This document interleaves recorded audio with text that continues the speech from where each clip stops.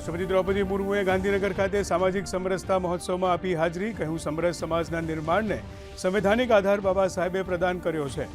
રાજ્યપાલ આચાર્ય દેવવ્રત, મુખ્યમંત્રી ભૂપેન્દ્ર પટેલ, નાયબ મુખ્યમંત્રી હર્ષ સંઘવી સહિતના મહાનુભાવો રહ્યા ઉપસ્થિત.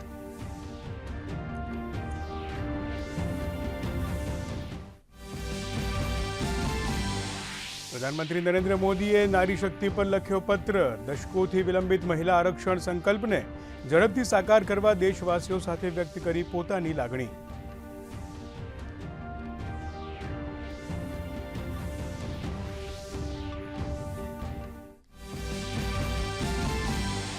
પ્રધાનમંત્રી નરેન્દ્ર મોદીએ દિલ્હી દહેરાદૂન ગ્રીનફિલ્ડ એક્સપ્રેસ હાઈવેનું કર્યું ઉદ્ઘાટન. હાઈવે અને એક્સપ્રેસ વેને ગણાવી રાષ્ટ્રની ભાગ્ય રેખાઓ. કહ્યું, આ ભાગ્ય રેખાઓ આવનારી પેઢીઓની સમૃદ્ધિની છે ગેરંટી. આ એક્સપ્રેસ વેથી દિલ્હી દહેરાદૂન વચ્ચેની સફર 2.5 કલાકમાં થશે પૂર્ણ.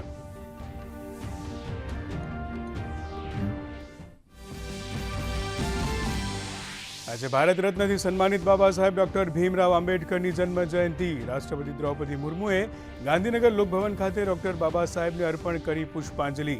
તો પ્રધાનમંત્રી નરેન્દ્ર મોદી, ઉપરાષ્ટ્રપતિ CP રાધાકૃષ્ણન સહિત નેતાઓએ સંસદ ભવનમાં ડોક્ટર આંબેડકરને અર્પણ કર્યા શ્રદ્ધાસુમન.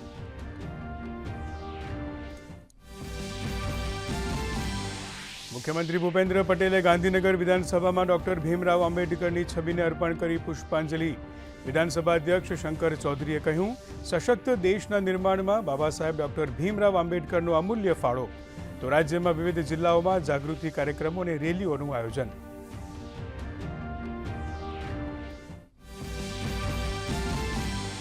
ભાજપ પ્રદેશ અધ્યક્ષ જગદીશ વિશ્વકર્માએ જામનગરમાં વિકાસ સંકલ્પ સભામાં આપી હાજરી. 16 એપ્રિલે સંસદના વિશેષ સત્ર દરમિયાન રજૂ થનાર નારી વંદન અધિનિયમ બિલ ઉપર મૂક્યો ભાર. તો દ્વારકામાં અનેક ચૂંટણીલક્ષી કાર્યક્રમોમાં લેશે ભાગ.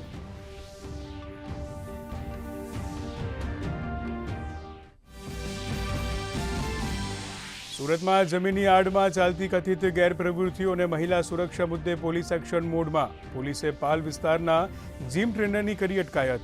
સાથે જ વિવિધ વિસ્તારોના જીમ ટ્રેનરો અને સંચાલકોને આપી કડક સૂચના.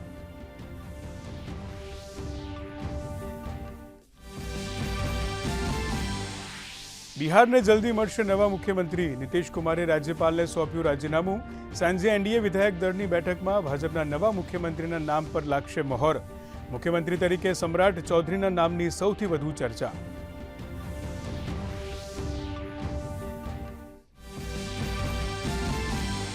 અને રાજ્યમાં આકરી ગરમી વચ્ચે ફરી માવઠાની આગાહી. આગામી 19 અને 20 એપ્રિલે મહીસાગર, દાહોદ, પંચમહાલ, અમરેલી, ભાવનગરમાં ગાજવીજ સાથે હળવા વરસાદની આગાહી.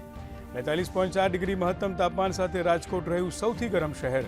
કચ્છમાં હીટવેવની આગાહી સાથે યલો એલર્ટ.